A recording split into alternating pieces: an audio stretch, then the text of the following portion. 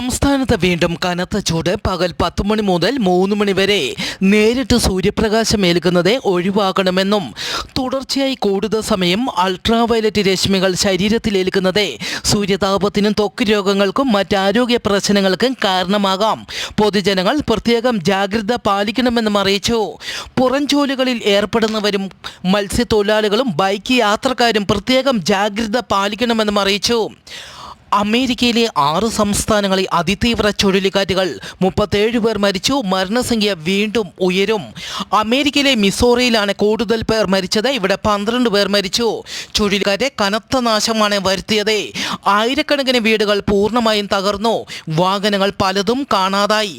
ഇത്രയും അതിഭീകരമായ ചുഴലിക്കാറ്റ് ഇതുവരെ കണ്ടിട്ടില്ല എന്ന് ഇവിടുത്തെ ജനങ്ങൾ പറയുന്നു.